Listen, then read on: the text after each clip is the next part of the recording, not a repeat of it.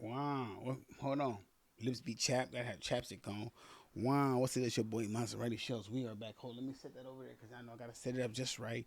Wow. What's going on? Cash rules everything around me. Y'all see the cream outfit.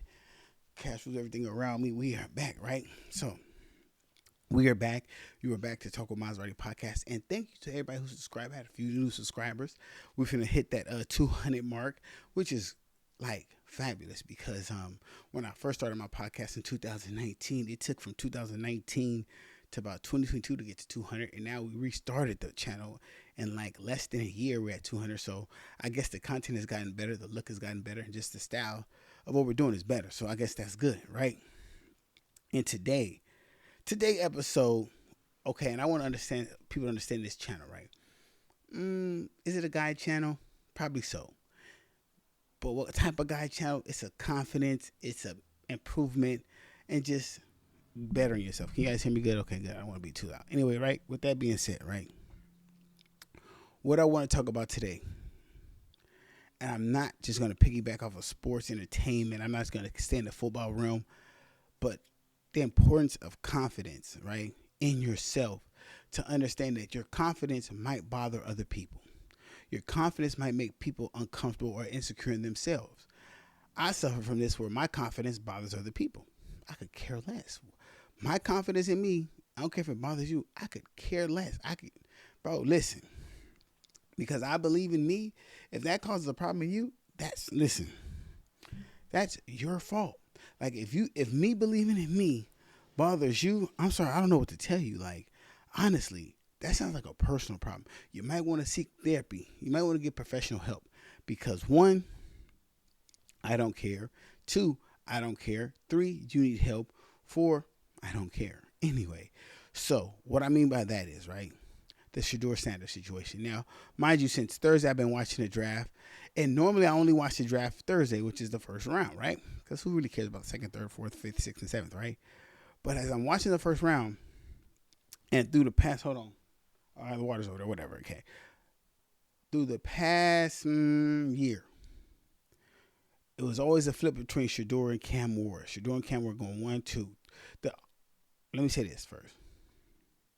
The last year, the top three players was Cam Ward, Travis Hunter. That was the top three. A lot of people thought Travis Hunter was going to go number one because of his two-way play on the offense and defense. Then Cam Ward came into play, then Shador, right? Now, out of the three, Shador has the most, I would say, shine, because of who his dad is and just how he is and how he played and everything, right? So then, come draft, I'm watching the first round on the elliptical. I'm like, Cam Ward, Titans. I kind of figured that normally the first round draft goes to a running back or a quarterback. To be a receiver, you have to be one hell of a receiver, right? So I'm like, okay, bad. Second pick, Travis Hunter. Okay, cool. When the third pick was, I think, Abdullah Carter or something like that, I'm like, when Shador fell out of his first round, I'm like, he didn't go to third or the second. I was like, now, what to say? A lot of people went, I heard 19 Keys, what he said. I seen a lot of posts. I seen a lot of tweets. And a lot of them were right. This was a blatant message from the NFL owner saying, hey, simmer down, hot sauce. You got a little too much dip on your chip, right? I get it, right? And we all know what it is. I ain't got to go into that deep message. We know what it is. But I also want to show y'all something. You're damned if you do, you're damned if you don't. Now, people say, oh, black children, black young men need fathers in their lives, right? This is what happens when you have a father in life. You have confidence in yourself and your ability. You believe in you. You know your worth. That's what confidence does to young black men. We have confidence in ourselves. We know our worth, and we're not going to settle for less. What did he say? I'm not going to play for certain teams. Who said that? Eli Manning. No one had a problem with that. He didn't want to play for the Chargers. But I will say this. He got drafted for the Chargers. He went up there. He walked his ass on up there. But we knew he was going to get traded. We knew. Because there's a thing called nepotism. And nepotism's in the world. We all have benefited from nepotism in some type of way. We all have benefited from nepotism in some type of way. No one's absolved from that. We all have gotten favor for having friends. We all know that, right? So we can't sit there and say, hey, this is not fair. Favor isn't fair, right? God bless some people, God don't bless other people. It is what it is, right? He blessed you this way, he blessed me that way. We can't argue about that, right? So I'm not gonna cry over spilt milk, right? But what I noticed was the confidence that Shador has, right? People said he's entitled or he's cocky. No, that's his confidence. And see, sometimes confidence radiates as cocky because some people don't have confidence. I hear people all the time talk bad about themselves. Why? Because they don't have confidence. Why? Because they was raised by people who didn't have confidence. And people who don't have confidence don't think they can do anything. Bro, it's people who don't even know they think they can go work out. It's people who don't think they can save money. It's people who don't even think they can get a new position at work. They're so complacent in what they do right now in life. They think this is the only thing they can ever do in life. So they lack the confidence to even be better than what they are right now in this second. So they're not going to understand a person like you who has confidence. So you got to understand that some people don't understand the simple idea of being better than who they are at this second in time. It gets deep, man. Better boss up. I'm telling you this right now, right? So I'm looking at this, right? And shout out to Shador. The way he handled it was very, very, very, very a very big sign of someone who has confidence.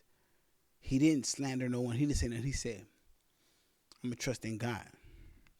When you have confidence, you trust in God because you know what God gave you. You know the purpose God has for you. You know that it's going to happen. It might not happen right now when you want it to, but it's going to happen. And that's what confidence is, knowing that might not happen right now, but it's going to happen when God wants you to. And that's how I live my life personally. I don't really care when it happens. I know it's going to happen. So it's not when, I know it's going to happen. So it's not if, it's when. See, I don't say if, no, it's when. I'll tell you a little story. When I got really sick in 2021, I was in a coma, I had a stroke, I was paralyzed, lungs collapsed, I couldn't breathe, heart stopped, kidneys failed. I'm talking about, I wasn't supposed to survive. When I woke up, I didn't ask God why this happened to me. I said, I'm going to get through this. I said, I'm going to be all right. I wasn't crying. People, I can't believe this happened. I'm going in here. Nah, I'm cool, bro. I'm good. I didn't reach out for no one's help because I knew God had me. I have confidence in myself that I'm going to beat anything thrown at me. It's just confidence that some of us are born with. And I have to tell you, some of us, confidence is just born with us. Some of us, we learn it over time. And like I said, favor ain't fair.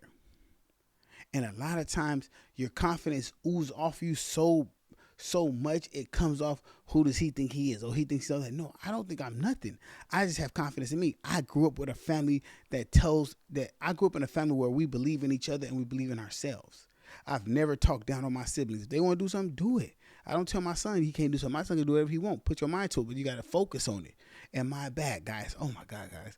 Y'all let me start the show the wrong way. I am so sorry. Hold up. Keep the confidence, guys. Hold on with the confidence. My bad. My bad, guys. I looked up while I was talking.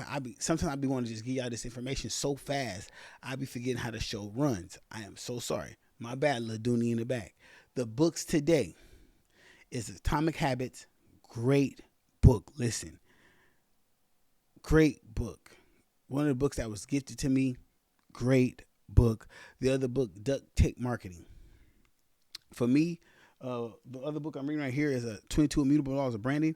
I read a lot of branding and marketing books because the new age we're in right now, where like this podcast and social media, you're now becoming the brand that you have to market. I am a brand I have to market. Maserati Shells is a brand. Maserati Shells is not somebody I walk around every day. I am a brand.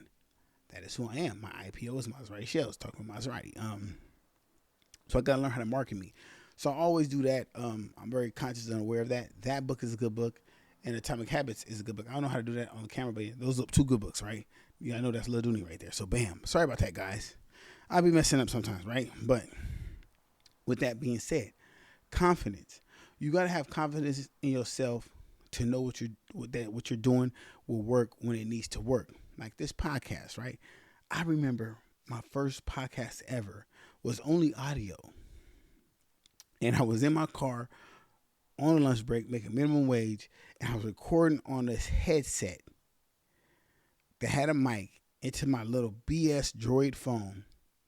I took that audio and put it on SoundCloud and thought that was a podcast episode. I don't even know what I was talking about. I could forget. I think I asked people, I don't know what I was talking about. I remember I got like 12 or 14 listens. I thought I was a podcaster. I said, I'm a podcaster. They know me out here. Because 14 people listened to it, right? I didn't stop there. I made another one. It kind of fizzled out. I didn't stop. I got busy. The first video podcast I ever had, me and my buddies were drunk one day at my apartment, right? And I was like, man, I'm tired of talking about it. I had all the lighting, even had a backdrop, but all I had was a futon and this black sheet. And these stools, I was like, man, we can't use the futon. It's going to look corny. I had these stools that was on my breakfast bar, right? Breakfast. You know, black people say breakfast. Not breakfast. It's breakfast. Black. Breakfast. I'm so sorry. Anyway, so we had this breakfast. So stupid. I'm sorry. A breakfast bar, sorry. I had a breakfast bar and these stools, right? So I said, I'm going to put this backdrop, because I had the whole backdrop where you clip it and it's square. I said, let me get the backdrop. I had a phone. I had a Galaxy 9. I bought it because it said it was supposed to be 4K, right? So I got the Galaxy 9 out, right? And I was like, how am I going to do the audio? Never had shot a podcast a day in my life. I didn't know how to do the audio or nothing, but I had a studio because I did music. So I'm like, man, how am I going to do the audio? So I was like, I know what I'm going to do. I'm going to put the phone close enough to the artist. He's going to get a mic. I'm going to put the phone close enough so the camera can catch his vocals. He's going to get a mic. I'm going to get a mic behind the camera. We're going to run both mics into Logic to catch it like we're rapping, because the interface had 2 ports. And to sync up the vocals, I'm going to use the video from the camera. I did it. It worked. That's how I started doing podcasts, because I had confidence in myself that, not knowing nothing about audio and visual to make these, that I could do that. And that's how I started doing podcasting. And then my first podcast I put out got like 100-some views. To me, I had made it. All my videos don't get 100 views. They barely get some now. But it wasn't the point. I was interviewing rappers at first, right? Local rappers. And to me, it was great. It was dope. It was fun, right? So with that being said, I had the confidence to just keep going at it, keep doing it. Not to just stop with like one episode. I think the first episode was that artist. The next episode was another artist. But we switched. We went from like just the stools to the futon. So it actually went to the futon, which was crazy because someone made fun of it. Like, all they have is a futon and a sheet, which actually made it more popular because it was just so organic of just having the confidence to say, hey, that's all we have. That's what we doing. And it progressed over time. And I started learning little tricks of the trade about lighting, about ambiance, about backdrops, about the cameras and how things are supposed to look, and the audio and interfaces and this and this and that. I had the confidence to keep learning and not letting what no one thinks about me grow, and understanding my worth. And so the whole thing with Shadur is I respect his confidence in what his father instilled in him. Now, granted, they was mad at his dad. Yes, they're picking on him definitely for his dad. No doubt about it. No doubt about it, because of who his dad is. Are they picking on him? You best believe that. You best believe it's because of his dad. Hands down, 100% because of who his dad is. It is what it is, though. That's life, right? Can't change that. It is what it is. But confidence, guys. You got to have confidence. And what does confidence do with our next segment? Confidence is increasing your value. How do you increase your value with confidence, right? Is knowing what you want to do in life, fellas. Now, listen.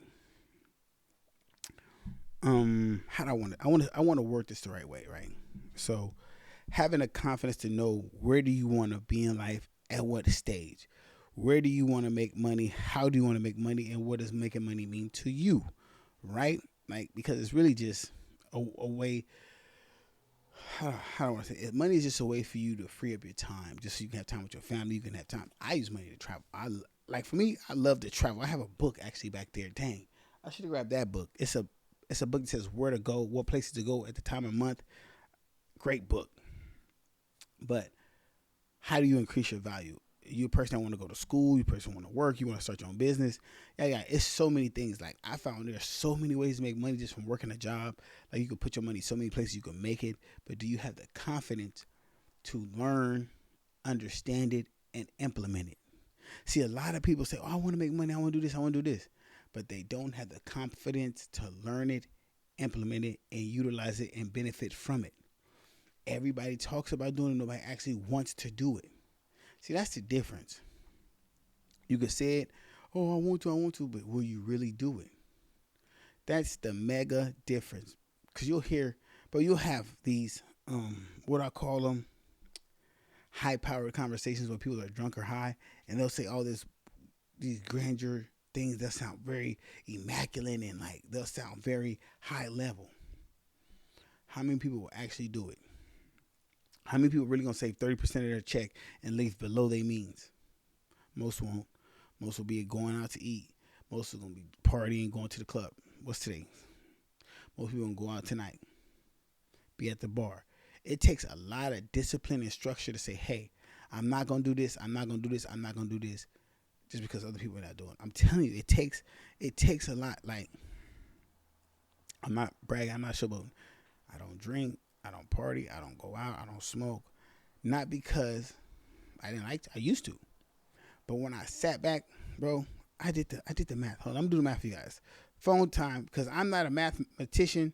I actually didn't even like math in school. But what we're going to do is we're going to do the math here, right? And if anyone who knows me, like family-wise, they know this is true, so there's no cap here. A bottle of Douce is around, I think the bottle I drank was the middle bottle, not the little in the middle. It's about, I'm going to say 62 something. I'm going to go 62. We're going to round $62, right? Every weekend, we was drinking Douce. Now, if you were a party person getting money, every weekend you're drinking Douce, right? And let's say every Friday and Saturday night you're buying a bottle. So that's 2 Douce bottles a weekend, right? So we're going to do 62 times 2, right? That's $124 a weekend. That's a fair assessment. Every weekend, which we were doing for a year. Let's just do that, right? Times 52. So we're going to do 124 times 52. That's about $6,500 a year you're spending on just alcohol alone. $6,500 on just alcohol alone, just for that. That's a bottle going to hang out with your homies. Now, try this out. Let's say,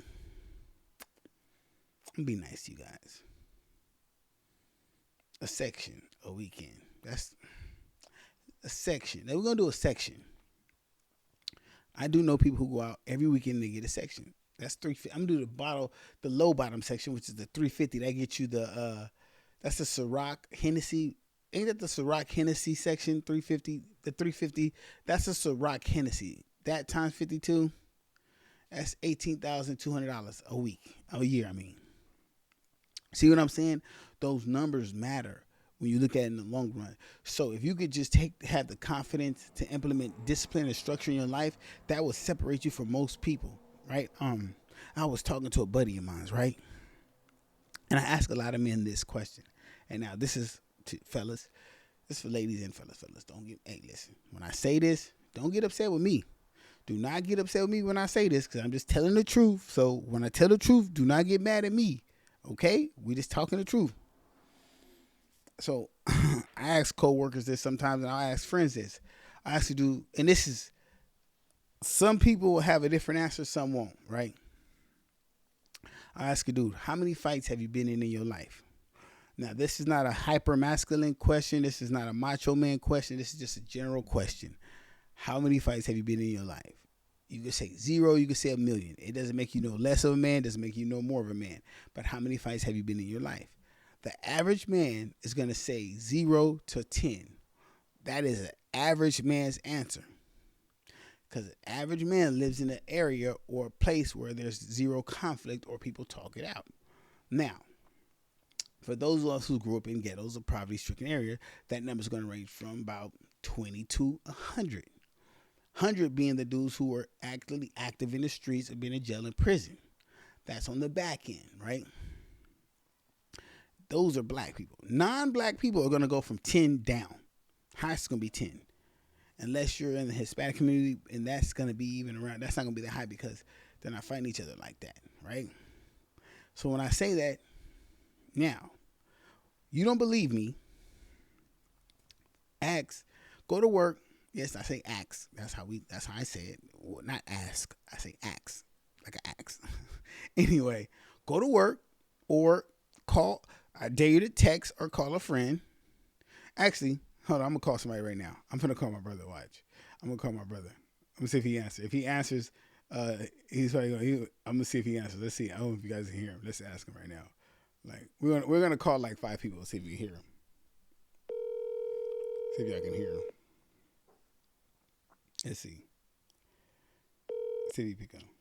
What up? Hey, what up? Hey, you're on my podcast right now, so watch what you say. But I got a question for you because you're on the podcast, right? I got a All right. question. How many fights have you been in your whole life? Oh, I only been in two. Only in two. Only in two. Nah, I've probably been in, I don't know, like 15 or 20. How many have I won? Probably like two or three. I'm not gonna lie. All right, that's all. I'm gonna call you back. I gotta call a couple other people. Okay. All right. All right, bye. Okay, I think he's capping. I think he's already been in two. He's probably capped. I know. He's capping. But I'm gonna call my little brother. I know he's only been in. He's probably been in none. Hold on. Let me call. You know what? I'm gonna call Travis Chase. Let me call Travis Chase. Watch this. See, he might not answer. Oh, he might be at church. He might be at church. Let's see. What's up, my boy? Hey, my guy, I got you on my podcast, right? I got a question for you. It's for the podcast. Okay. Yes, sir. How many fights have you been in? In life? In life?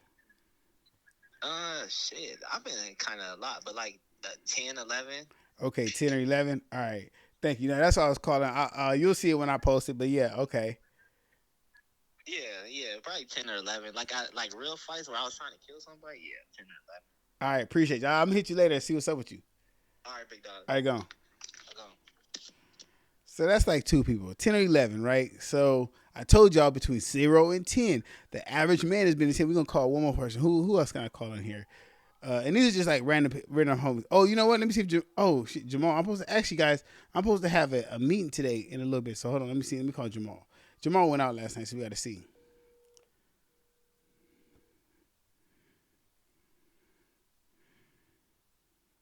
Jamal might not be woke.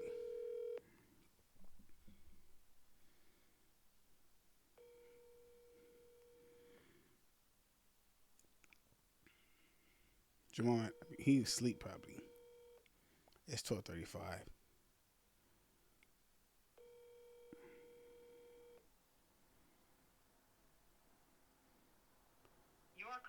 Yeah, he's not. Well, who else on here, bro? I don't really talk to that many people, so.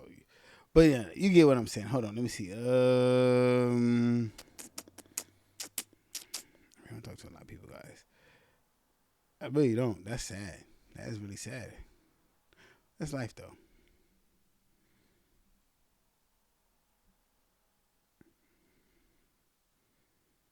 Actually, that's life. It is what it is. Anyway, as you see, I could have called more, but yeah, whatever. But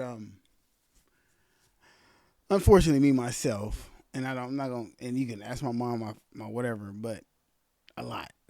But that's because different lifestyle, different era. We come from an era where you had to fight a lot from school, jail, prison, whatever. A lot, probably over 100 something, maybe almost 300. But that's just kid stuff. Like we fought a lot as kids. You just did that, right? Reason I said that because I asked a coworker. I was like, "How many fights have you been in?" He was like, "None." I'm like, he's 28. I'm like, you've been 28 years on this earth. You never had a fight. You've never had a conflict with another man where you had to fight. Never. He's like, no. I'm like, okay. So I said, well, if you're out with your girl, because he had a girl, I said, if a guy disrespects your girl, what would you do? Like, how would you defend her? Well, he goes, well, I would defend her, but how? Like, how do you know how to defend her? Like, you never been in a fight. He goes, well, I know. So I'm like, okay. So then I'm out and about, right? And so then I realize there's kind of like a dynamic shift when you look at how men are. It's only kind of like Most men are out of shape. You either got men who are overweight or underweight, right? There's a few in between, like a 10% of men who actually work out, who actually have strength, who actually go to the gym, who actually work out, who actually have the ability to properly defend themselves and their family. Either everybody else is either overweight, underweight, and got guns. That's just the truth of the story. We're not going to sugarcoat that. If you go out to like Walmart or to the mall and just look at the average dude with his family, you're going to be like, nope, nope, nope. If you just pay attention to what's going on in the world, like, bro, if you just, I'm talking about just literally go to Walmart or something, just be like, look, and be like, nah, no. The average dude cannot protect himself. The average dude is not capable of physically, if we went to martial law tomorrow and you had to survive off just your hands, just protecting yourself off of these, the average person couldn't. The average man couldn't. The statistics say that. I can't say that word. Y'all better not judge me off that. I can't say the word. Okay, certain words I just can't say. But anyway, the data tells us this, right? And there's some more stats I want to tell y'all. But just think about that. Just think about that. The average man, and you got to remember, I always tell ladies this. I tell ladies all the time, it's harder for a woman to find a good man than it is for a man to find a good woman. Because a woman has to find a man that can provide and protect and lead properly. A man just got to find a woman that looks good and supports him. That's it. Not support financially, but supporting him in what he's trying to do. So all I'm saying is, fellas, you got to have confidence in yourself. You got to be able to protect yourself. Go to that gym. Read them books. Increase your value. Better boss up. Boss up, king. B-U-K. Boss up, king. B-U-K. Boss up, king. Only reason I say that, bro, is because money does not make you more valuable, more worth. You make you more valuable and have more worth. Not the money. You have to think about you. So the money is a byproduct of knowing your worth and knowing your value. Money is a byproduct of you knowing your worth and your value. The money don't make you. Okay? You knowing your worth and your value is your value. You having confidence in you is your value. Money is a byproduct of that. Okay? Money's going to help you have fun in life, enjoy life a little bit. Your happiness is going to come from you having confidence and you knowing who you are. You having structure and discipline in your life. Okay? That's where that's going to come from. So don't ever think it's the money that's going to do that for you. It's not. Bro, it's not. I promise you that it's not the money at all. Okay?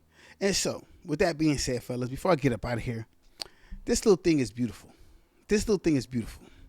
I was on this little thing today, and I found some interesting stats on here. Interesting stats. Did you know, fellas, if you're like me, right, and you've never been married, and you're a kind of sewer of the water fountain, of the wet box. Let me stop. I need to stop. No, if you love women like I love women, bro, I love women to death. Like, I love everything about them, even the bad, the good, the ugly, whatever. Like, I love them. Even I know I'll be talking about when they be having loud mouths. I know I talk about they think this, and I know, but I love women. That's not gonna change no time soon, right? But I seen some interesting numbers that just confirm that at some point men are gonna have multiple women. At some point, ladies, you're gonna have to understand. You're gonna have to share me with another woman. The numbers are in, bro. The numbers are in, bro. Listen. And this is in America, not even in the world. La America. In La America, the chicas going to have multiple chicas. I get multiple chicas in America. I get multiple chicas. Oh, my God. Adios míos. Ooh. Okay. I'm crazy. So this is what happened, right? I was curious what was the rate. First I want to know how many black people was in America, right? Because I want to see the minority split in America. And so the interesting number was, they said the white percent in America was like 75%. I'm like, God damn, that's a lot of white people. I'm like, damn. I could have swore. I'm like, I said I could have swore it was more Mexican than white, right? Then I realized they were lumping Mexican in with white. And then they break white down to Hispanic, non-Hispanic. I said, oh, that's what they're doing. So I'm like, okay, cool, I get that. So then I looked, and more in the population. It said the population of America is 50.5% female. I said, what? I said 50.5% female percent is the population, gender-wise. I said, bro? I said, fellas, now listen, fellas. You have to pay attention to the details. Now listen, fellas. Do you got the stomach? Do you got the stomach? So what this means, fellas, basically, and I'm being so goofy and petty right now, but when the sex, it's only two sexes, male and female, right, in the country. And by these stats, this is for the census, when they take census of July last year, 2024, the population broke down into 50%. It has to be 50. It's never going to be more than that because it's always going to be close because this many male, this many women, right? But right now it's 50.5% women, 49.5% male. It's going to be close all the time, right? But this means, fellas, that ladies, you get multiple ladies. Why? Why this number's going to be exponentially off a little bit? Shout out to the LGBTQ plus community. Because the more gay guys there are that like guys, the more women there's going to be for us. Bro, listen to me. The numbers don't lie. The numbers don't lie. The more gay guys who like guys, there's no guys for the women. So the women have to understand that dudes get multiple women now. It was like a revelation. It was like a revelation, just like mathematics. I was just like, oh my God, the truth is here. The truth is here. Like, it was just great. Anyway, before we get up out of here, guys, I want to say one thing. Thank you for watching the Talking Maserati podcast. These have been getting longer lately because I've been having a lot to talk about. But hey, listen. Oh, also, if you're from Orange County, which is where I'm from, where this is taped at in Orange County, did you know there's 3 million people in Orange County? 3 million people in our little county. That's why it's going crazy right now in Orange County. I did not know. Hold on. Listen. I want to show y'all, but I didn't want to use Zoom. When I use Zoom, the quality of the video gets like compressed, so it's not that good when I upload it. But I did not know there was 3 million people in Orange County. Yeah. So, guys, listen, guys, and it's not even nighttime. It's actually daytime. I have to just dark the studio part out to make it look cool, whatever. But I will say this: 3 million people in Orange County. I did not know that. I did not know that. By the way, so I'm supposed to tell you guys. Oh, hit that subscribe button. Hit the notification button so when I drop an episode, you know about it. And y'all stay great out there. Listen, if nobody fucks with you, I fuck with you. Comment below about the Shedeur Sanders situation. If you think it was more so how he was acting or his pops was acting, if it was a collective, blatant message from the owners, or was just certain teams like, we're not rocking with him. Because not all teams needed a quarterback. I thought the Cowboys were going to get him. I was hoping the Cowboys got him. I'm a Cowboy fan. And they got rid of Cooper Rush. I thought we need a backup. But he still can be traded somewhere. The Browns can still trade him because the Browns has like 4 quarterbacks. So we don't know. But hey, look, guys, you guys have a blessed day. Don't get into no fights. Have a blessed day. Wah.